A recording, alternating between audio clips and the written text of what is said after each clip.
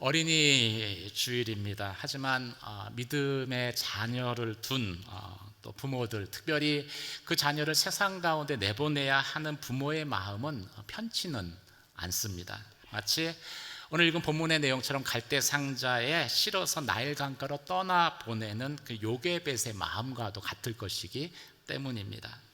이 마음을 잘 표현한 이 요게벳의 노래라는 영상을 특별히 어린이 주일이기 때문에 어린이 버전으로 준비를 했습니다. 영상을 보시고 나서 저희 설교 계속 듣도록 하겠습니다. 우리 자녀들은 인구 절벽보다 더 심각한 위기, 신앙 인구의 절벽이라는 환경 속에서 살아가야 합니다. 0.78이라고 하더라고요. 이 초저출산 가운데 기독교인의 비율은 점점 이렇게 세대를 내려갈수록 가파르게 줄어드는 경향이 있습니다. 인구 감소에 신앙 인구의 감소까지 더해진 것이죠. 여기에 더해서 기독교의 배타적인 사회 분위기까지 더해진 그런 환경이 우리 자녀들이 믿음의 삶을 살아야 되는 환경입니다. 노웨이 아웃이라는 말처럼 어떤 탈출구가 보이지 않는 이런 위기 상황 가운데 이 위기 상황이 오늘날 기독교 가정을 둘러싸고 있는 현실인 거죠. 출애굽기 2장도 오늘날처럼 적대적이고 아주 위태로운 신앙 현실에서 자녀를 출산한 한 가정의 믿음의 가정의 이야기로 시작을 합니다. 모세가 태어난 시기는 기근을 피해서 이집트에 내려왔었던 그 야곱과 70명의 그 식구들이 다 죽고 그 후손이 그 땅에서 생육하고 번성해서 온 이집트 땅을 덮었던 그런 시기입니다. 너무나 급격하게 불어나는 이스라엘 백성들의 인구 증가에 이집트 왕 바로는 위협감을 느꼈고, 그래서 히브리 가정에서 태어난 남자아이는 다 강물에 빠뜨려 죽이라는 그런 명령을 내리게 되죠. 이런 상황에서 이 모세가 태어난 것입니다. 분명 생명의 탄생은 기뻐할 만한 일이었지만 이 모세의 출생을 보는 부모의 마음은 마냥 기뻐하기는 어려웠습니다. 이 아이를 둘러싼 이 애굽의 적대적인 환경과 같이 믿는 오늘날 우리의 자녀들을 둘러싸고 있는 세상도 적대적이고 위협적입니다. 그렇다면 우리는 이 적대적인 환경 속에서 어떻게 우리의 자녀들에게 우리의 믿음, 신앙을 전수해서 다음 세대의 하나님의 사람으로 세울 수 있겠습니까? 다음 세대의 부흥을 이룰 수 있을까요? 먼저 1절에서 3절까지 말씀을 함께 읽도록 하겠습니다. 함께 읽겠습니다. 시작. 그때 레위 지파의 한 남자가 레위 사람의 딸과 결혼하게 됐습니다. 여자가 임신의 아들을 낳았는데 그 아기가 너무나 잘생겨 3개월 동안 숨겨두고 키웠습니다. 그러나 더 이상 숨길 수 없게 되자 여자는 갈대 상자 하나를 준비하고 거기에다 역청과 송진을 바르고 아이를 그 안에 뉘었습니다. 그리고 갈대 상자를 나일 강둑을 따라 나 있는 갈대 사이에 두었습니다. 첫 번째로 우리는 이 현실에 굴복해서는 안 됩니다. 그리고 하나님의 뜻대로 자녀를 키우기 위해서 우리의 최선을 다해야 할 것입니다. 출애굽의 구원 역사가 이 한 가정, 애굽의 노예로 있었던 한 가정으로부터 출발되었다라고 말씀하고 있죠. 그 부모는 레위인들이었습니다. 그 아이가 태어났는데 이상하게도 그 아이는 3개월 동안 이름도 지어지지 않은 채 숨겨져서 양육을 받았습니다. 보통 부모가 아이의 이름을 짓지 않는다는 게 무엇을 의미할까요? 이 아이가 살아날 가망성이 없다는 것을 의미하는 것입니다. 6.25 전쟁 이후에 우리 부모들이 자녀들이 태어났을 때 출생신고를 늦게 한 것도 같은 이유 때문이죠. 그럼 왜 모세의 부모들은 이렇게 했을까요? 당시에 사회 상황이 너무나 믿음의 가정에 위태로웠기 때문입니다. 이 아이는 히브리 산의 아이이기 때문에 바로의 명령에 의해서 나일강에 던져져야 할 운명이었기 때문이죠. 그런데 이 부모가 아이를 봤는데 아이를 나일 강변에 던져버리기에는 아이가 너무나 잘 생긴 거예요. 제가 이 말씀을 묵상하면서 느꼈습니다. 예나 지금이나 얼굴은 잘생기고 봐야 된다. 만약 모세가 얼굴이 못생겼더라 하면 어떻게 됐을까? 그런데 이건 이제 우리말 성경 본을 봐서 그렇고요. 이 원어를 보면은 잘생겼다는 게 단지 외모가 좋았다라는 것만을 의미하지는 않습니다. 이 토브라는 단어를 썼는데 이 말은 이때 이 좋았다라는 표현은 외모뿐만이 아니라 다른 모든 것들을 포함해서 좋았다라는 것이죠. 하나님이 아담을 창조하신 다음에 아담을 보았을 때 보시기에 심히 좋았더라. 이때 쓴 단어가 토브예요. 이 하나님의 형상을 가지고 있었기 때문에 좋았다라는 것이죠. 그래서 이 유진 피터슨의 그 메시지 성경에서는 이 구절을 이렇게 옮겼습니다. 그녀는 이 아이에게서 특별한 것, 즉 지금은 희미하지만 하나님의 가능성을 보고 석 달 동안 아이를 숨겨서 길렀습니다. 이렇게 옮겨놨습니다. 우리가 믿음으로 자녀를 양육하는 것은 이 하나님의 눈으로 자녀를 보는 것으로부터 시작돼야 합니다. 아이를 보면은요, 갓난아이는 작습니다. 힘이 없습니다. 하지만 그 작고 힘없는 아이 안에 하나님이 부여하신 특별한 목적을 갖고 이 땅에 태어난 존재로 보아야 하는 것입니다. 하나님의 형상으로 만들어진 존재로 보아야 하는 것이죠. 하나님의 형상으로 만들어졌다는 건 그 안에 가능성을 가지고 있다는 거예요. 모세의 부모도 이 하나님의 눈으로 아이를 보았습니다.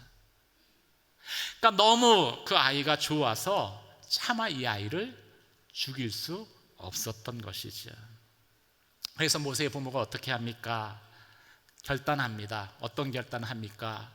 바로의 명령을 따르지 않고 하나님의 뜻에, 하나님의 눈에 좋아 보이는 그 하나님의 뜻에 따라서 이 아이를 살리기로 결정을 한 것입니다. 그래서 아이를 그때부터 숨겨서 키우기 시작을 한 거예요. 숨겨서 키우는 것이 무엇을 의미하겠습니까? 이 최고 권력자, 당시에 가장 강력한 힘을 가진 바로의 명령을 어기는 것입니다. 이것은 모세 부모의 생명까지도 위태롭게 할 수 있는 그런 결정이죠. 그런데 자신의 생명을 걸고서라도 하나님의 뜻을 따르기로 그 부모는 결정을 한 거예요.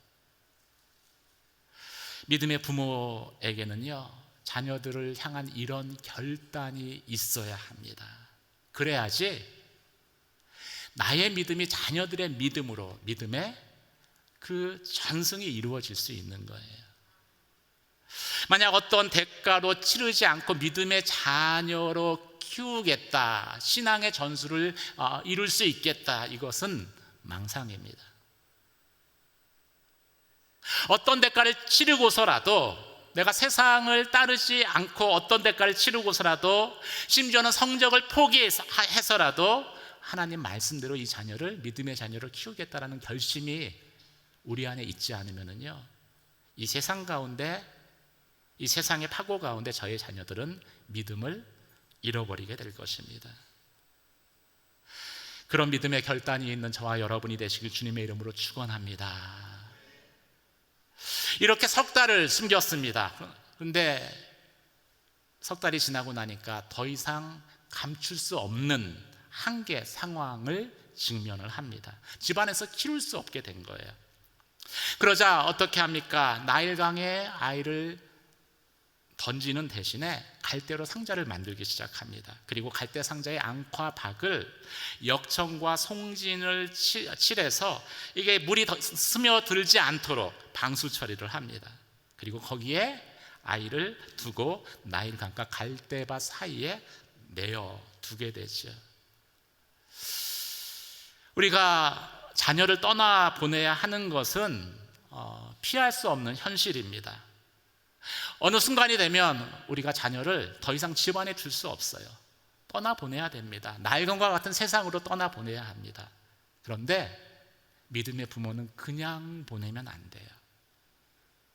갈대 상자에 이 앙과 박을 역청과 송진으로 칠하듯 아이가 그 안 좋은 환경에서 생명을 잃지 않도록 잘 최적의 환경을 준비시켜서 떠나보내야 되는 것이죠. 왜 나일 강가에 두었겠습니까? 그 갈대 바구니가 쉽게 휩쓸려 가지 않도록 그렇게 한 것입니다. 왜 갈대 바구니에 그 아이를 넣었겠습니까? 뜨거운 햇빛에, 애굽만 하더라도 아프리카잖아요. 뜨거운 햇빛에 그 아이가 목말라서 목숨을 잃지 않도록 그렇게 조치한 것이었죠. 어려운 환경이었습니다. 아이를 키울 수 없는 환경이었습니다. 그럼에도 모세의 부모는 그 아이를 하나님의 믿음의 자녀로 세우기 위해서 자신의 최선을 다한 것이죠. 하나님의 뜻대로 자녀를 키우는 것을 결코 상황이 어렵다고, 환경이 어렵다고 포기하지 않은 것입니다. 하나님의 눈으로 그 자녀를 보았고 어떤 대가를 치르고서라도 세상의 법이 아닌 하나님의 뜻대로 키우겠다라고 마음 가운데 굳게 결심했습니다. 그리고 최선을 다해서 아이를 보호한 것이지요. 떠나보내야 하는 순간에도 그냥 떠나보낸 것이 아니라 자녀의 신앙을 위해서 할 수 있는 최선의 것들을 준비시켜서 떠나보냈습니다. 이럴 때 나의 믿음이 자녀의 믿음으로 이어지게 되는 것이지요. 신앙의 전수가 일어나는 것입니다. 저절로 일어나는 게 아니에요. 그러기에는 놓여있는 환경이 너무나 열악합니다. 사랑하는 성도 여러분, 나의 믿음이 자녀들의 믿음으로 이어지기 위해서 이 신앙의 전수가 일어나도록 여러분의 최선을 다하는 저와 여러분 믿음의 부모가 되시길 주의 이름으로 축원합니다. 오늘 본문은 두 번째로 이 모세의 부모는 하나님의 인도하심에 자녀를 온전히 의탁했다라고 말씀하고 있습니다. 4절에서 6절까지 말씀을 함께 읽도록 하겠습니다. 시작. 아기의 누나는 멀찌감치 서서 어떻게 될지 지켜보고 있었습니다. 그때 마침 바로의 딸이 나일강에 목욕하러 내려오고 그녀의 시녀들은 강둑을 따라 거닐고 있었습니다. 바로의 딸은 갈대 사이에 있는 상자를 보고는 자신의 여종에게 가져오라고 시켰습니다. 바로의 딸이 상자를 열어보니 울고 있는 한 아이가 있었습니다. 바로의 딸은 불쌍한 마음이 들어 히브리 사람의 아이인가 보다라고 말했습니다. 이 부모는 아이를 하나님께 맡겼습니다. 그리고 나일 강가에 내려놓는 결단을 하죠. 이건 부모의 신앙 고백입니다. 내가 최선을 다해서 주의 뜻을 따라서 아이를 양육했지만 아이의 미래는 하나님의 손에 온전히 의탁한 것이지요. 이 신앙의 전수라는 이 동전의 한쪽 면이 자녀의 믿음을 위해서 내가 할 수 있는, 부모로서 할 수 있는 최선을 다하는 것이라면은, 다른 한쪽 면은 자녀를 하나님의 손에 완전히 의탁하는 것으로 나타나야 합니다. 만약 아이를 이렇게 붙들고 있는 손을 이렇게 놓지 않고 꽉 쥐고 있으면 그 아이의 인생을 내 뜻대로 좌지우지 하려고 한다면은 그것은 멀지 않는 미래에 자녀와 또 부모 모두에게 불행으로 되돌아올 것이기 때문이죠. 물론 하나님의 손에 의탁한다는 것이 부모로서 아무것도 하지 않아야 된다는 것을 의미하는 것은 아닙니다. 본문에서도 보면은 엄마 요게벳이 이 갈대 상자에 그 아이를 놓고서 그 나일 강에 떠나 보내잖아요. 그런데 미디암을 시켜서 그 갈대 상자가 어디로 흘러가는지를 계속해서 돌아보게 합니다. 멀리서 바라보고 있었던 것이죠. 하지만 분명한 것은 떠나보내야 된다는 거예요. 우리가 알아야 할 사실이 있습니다. 자녀의 인생을 부모가 완전히 통제할 수 없다라는 거예요. 그걸 빨리 인정하면 인정할수록 자녀가 하나님의 사람으로 세워지게 됩니다. 그런데 의외로 믿음이 좀 있는 부모님들 가운데 이 사실을 너무 늦게 깨닫는 분들이 많이 계시더라고요. 하나님의 뜻대로 키운다라고 하면서 이 사실은 하나님의 뜻과 상관없이 자신의 마음대로, 자신의 생각대로, 좀 더 적나라하게 이야기하면 자신의 욕심대로 자녀의 인생을 계획합니다. 하나님의 영광이란 이름으로. 그리고 그 아이를 막 컨트롤하는 거예요. 믿지 않는 부모와 똑같이 인공위성 맘, 헬리콥터 맘을 좌우하는 것이죠. 근데 오늘 본문을 보면서 저와 여러분이 반드시 기억해야 될 것이, 이 갈대 상자에 넣어서 떠나보냈는데 이 갈대 상자로 번역된 단어가 이 테바라는 단어를 사용했다는 것입니다. 이 테바라는 단어는 성경에 딱 두 곳에서만 등장합니다. 하나는 갈대 상자, 그리고 또 하나는 노아의 방주를 의미하는 단어로 쓰였습니다. 모세의 부모가 이 갈대 상자에 모세를 넣어서 넣은 것이 마치 대홍수의 위기에서 생명을 구했던 방주와 같은, 갈대 상자가 방주와 같은 그런 것임을 의미하는 것이죠. 그런데 이 테바라고 제가 얘기했는데 갈대 상자와 방주의 공통적인 특징이 있어요. 그거는 이 둘 다 앞뒤 구분이 없다는 거예요. 앞과 뒤가 있어야지 이게 앞으로 전진하는 방향을 알 수 있는데 앞뒤가 없어서 어느 방향으로 갈지 종잡을 수 없다는 것입니다. 이 말은 결국 이 테바라는 것은 하나님이 바람 불어서 인도하는 대로 흘러갈 수밖에 흘러가게 되어져 있다라는 것을 의미하는 것입니다. 요게벳이 갈대 상자에 그 아기를 두었다라는 것은 내 생각을 내려놓고 하나님의 인도하심에 자녀를 온전히 의탁했다는 것을 상징적으로 보여주는 것이죠.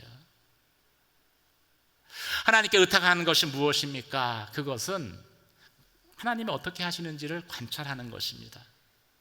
하나님이 내 자녀에 대해서 어떤 목적을 갖고 계시는지, 또 어떤 재능과 은사를 자녀에게 주셨는지, 어떤 일로 이끌어 가시는지, 어떤 진로로 이끌어 가시는지를 멀리서, 가까이서 보면은 개입하니까 멀리서 하나님을 기대하는 마음 가운데 이렇게 지켜보고 있는 거예요. 그리고 멀리서 지지하고 응원하는 것입니다. 이게 하나님께 의탁하는 것이죠.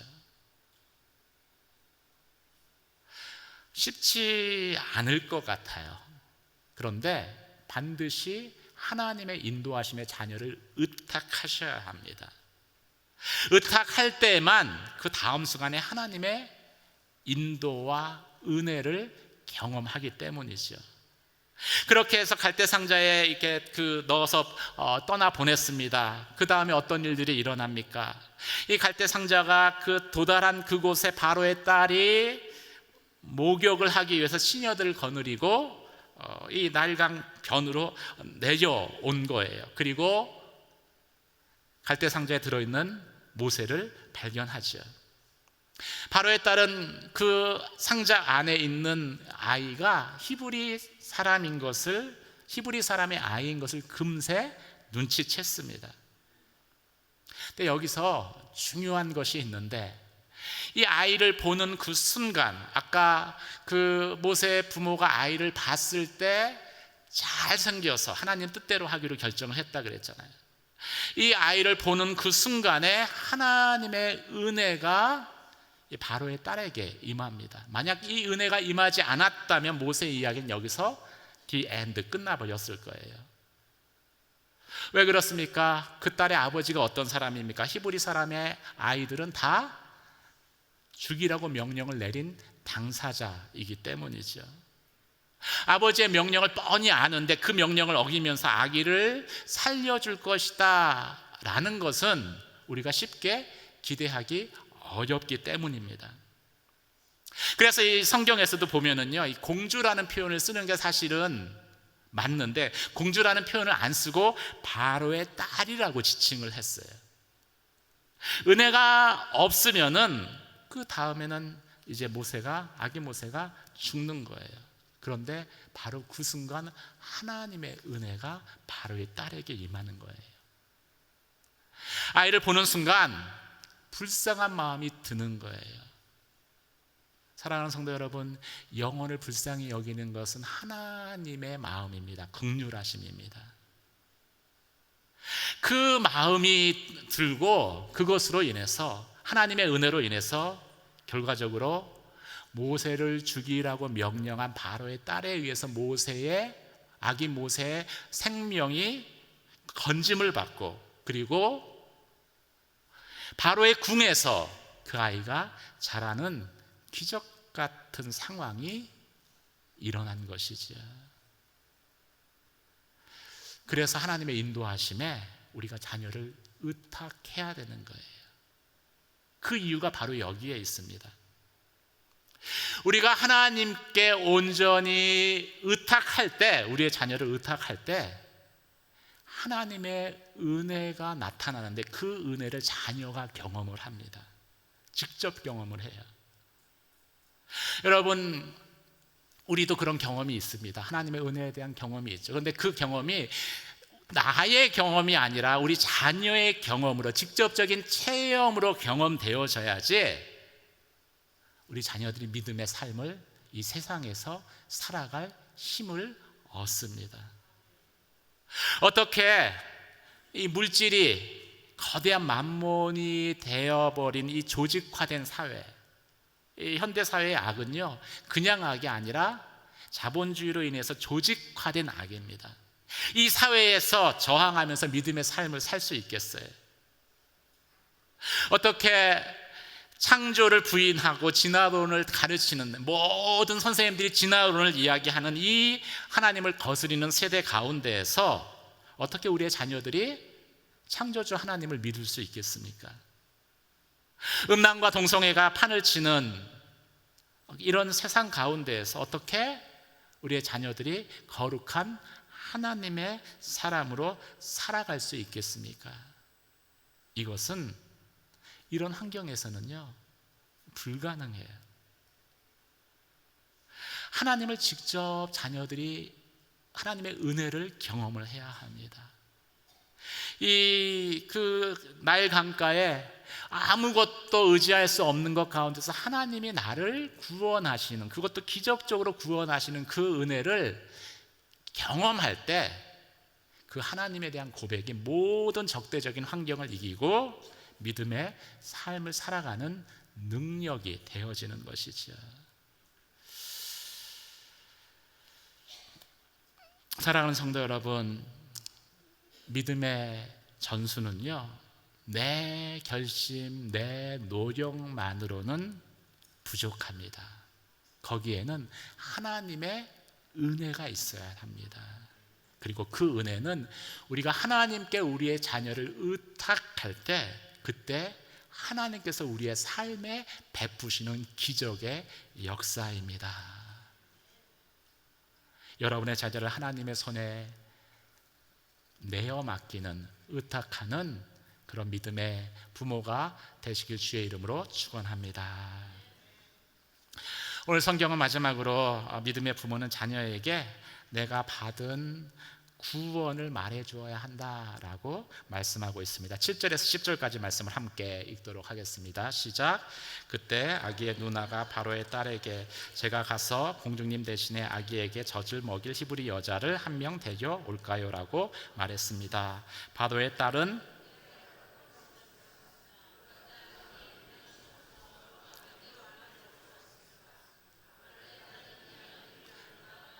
대신에 젖을 먹여라, 내가 대가를 주겠다라고 했습니다. 그리하여 그 여인은 아기를 데려다가 젖을 먹여 키웠습니다. 아이가 어느 정도 자라자 그녀는 아이를 바로의 딸에게 데려다 주었고 아이는 그의 아들이 됐습니다. 바로의 딸은 내가 그를 물에서 건졌다라고 하며 이름을 모세라고 지어 주었습니다. 멀리서 이 상황을 보고 있었던 이제 누나죠, 미리암이 하나님의 인도하심에 민감하게 반응을 합니다. 그녀는 바로의 딸에게 즉시 다가가서 이렇게 말하죠. 내가 당신을 위해 히브리 여인 중에서 이 젖 먹일 유모를 불러다가 불러오면 어떻겠습니까?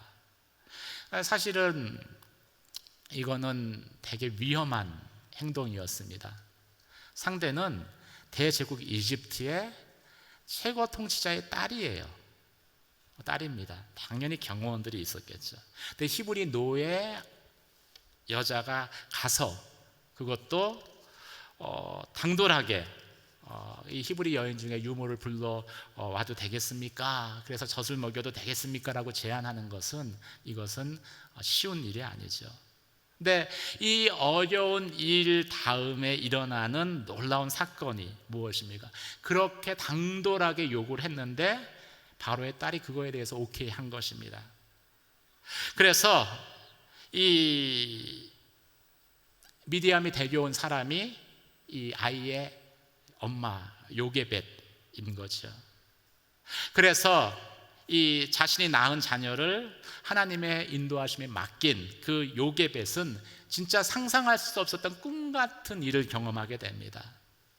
바로의 궁전에서 공주의 그 보호 아래서 합법적으로 모세를 양육할 수 있게 된 거예요.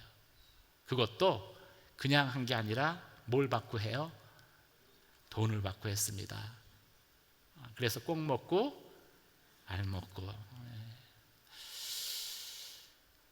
하나님의 인도하심을 맡기면 그런 하나님의 은혜를 경험하게 되는 것입니다. 근데 우리가 기억해야 될 한 가지 사실이 있습니다. 이 은혜의 시간이 영원하지는 않다는 거예요. 아이가 어느 정도 자라기까지라는 표현에서도 알 수 있듯이 이 요게벳에게 허용된 시간은 아이가 젖을 뗄 때까지의 기간, 약 4년 정도의 기간이었습니다. 우리가 자녀들을 믿음으로 양육하는 것도 마찬가지예요. 부모는 항상 생각합니다. 내가 언제든지 자녀가 생존하는 한 아이에게 믿음을 가르칠 수 있을 것이다. 천만의 말씀입니다. 정해져 있어요. 그 시간이 지나면 더 이상 안 돼요. 이 4년이 지나면 요게벳도 모세를 다시 바로의 딸에게 보내야 됐습니다. 근데 이 4년이라는 것이 그래서 중요한 거예요. 이 어려서부터 4년까지의 시간은, 4살까지의 시간은 심리학자들의 말로는 인생을 위한 가장 중요한 기초공사가 이루어지는 시간이라고 이야기를 합니다. 이 시간 동안 잃어버렸던 아들을 다시 찾은 요게벳은 모세에게 충분한 사랑을 베풀었을 것입니다. 그리고 이것이 모세의 인격과 사회성을 형성하게 되죠. 그와 동시에 요게벳에 의해서 모세에게 믿음의 교육도 이루어집니다. 이것을 통해서 모세는 하나님의 백성이라는 자기 정체성을 갖게 되는 것입니다. 이게 4세 전에 4세까지 이루어진 일입니다. 요게벳의 조기 교육이죠. 이게 35년을 애굽의 궁에 있어서도 지워지질 않아요. 얼마나 조기 교육이 필요한지 알겠죠. 오늘날 부모들도 그래서 이 조기 교육에 관심을 갖고 조기 교육을 해요. 영어도 가르쳐, 악기도 가르쳐, 태권도도 가르쳐, 심지어는 코딩도 가르치다고요. 코딩은 제가 봐도 지금 어려워요. 가르쳐요. 그런데 가장 신경 써야 할 신앙의 조기 교육은 안 하시더라고요. 영어 과외는 시켜도요, 성경 과외 시키시는 성도 제가 여태까지 발견하지 못했습니다. 잘못된 거죠. 이 시기에는요, 사실은 그 부모가 아이에게 이 성경 과외를 시켜야 하는 시기입니다.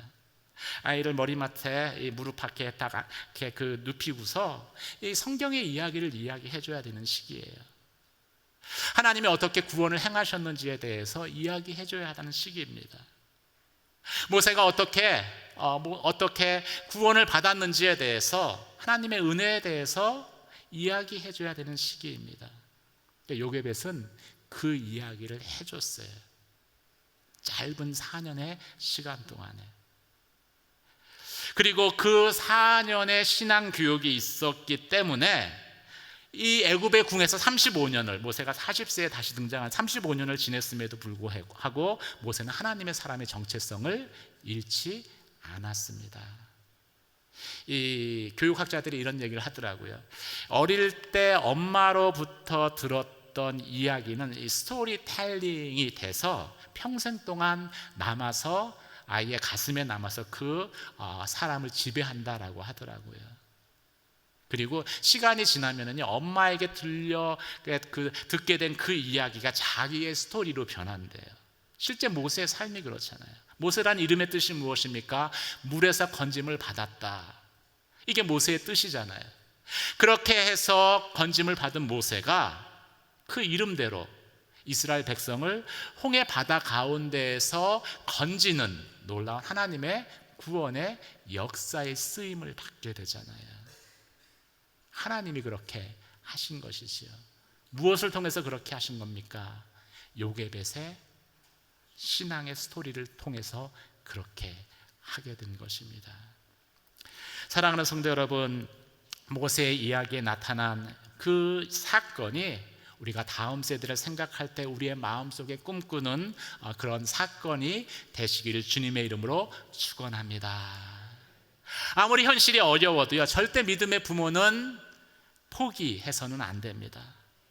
내 자녀에게 신앙을 물려주겠다, 전수하겠다는 그 마음을 절대 포기해서는 안 됩니다. 때로는 대가지불도 하셔야 돼요. 자신의 생명을 내놓는 결단도 하셔야 됩니다. 하지만 그럼에도 끝까지 포기하지 않을 때 갈대상자 가운데 띄어보내는 그 불안한 마음으로 자녀를 내어보내도 하나님이 은혜를 베푸세요. 그래서 우리의 믿음의 고백이 내가 만난 그 하나님이 나의 자녀가 만난 하나님의 고백이 되게 하십니다. 하나님은 이 한 사람 모세를 통해서, 이 모세에게 드려진 그 부모의 헌신을 통해서 한 민족을 구원하는 놀라운 믿음의 역사를 행하셨습니다. 설교의 제목이 다음 세대를 위한 헌신이라는 제목인데, 우리가 다음 믿음의 세대를 위해서 헌신하는 것, 그거 복잡하지 않습니다. 여러분의 자녀를 모세처럼 믿음의 자녀로 세우시면 됩니다. 나머지는 하나님이 하시는 거예요. 사랑하는 성도 여러분, 그런 믿음의 고백과 결단이 저와 여러분의 결단과 고백 되시기를 주님의 이름으로 축원합니다. 아까 설교 시작 전에 요게벳의 노래라는 곡을 여러분들이 영상을 봤는데, 그 후점을 부르면서 이 시간 함께 다음 세대 자녀들, 우리의 자녀들을 위해서 함께 기도했으면 좋겠습니다. 후점의 가사가 이렇게 됩니다. 너의 삶의 참 주인, 우리의 자녀의 삶의 참 주인은 하나님이십니다. 너의 참 부모이신 우리의 자녀의 부모, 영적인 부모도 하나님이십니다. 그 손에 나의 자녀의 삶을 맡깁니다. 하나님 이끌어 주시고, 하나님 인도하여 주시고, 나의 자녀의 삶을 받으셔서 다음 세대에 놀라운 영적 부흥의 통로로 사용하여 주시옵소서. 후점 같이 2번 반복하고 기도하도록 하겠습니다.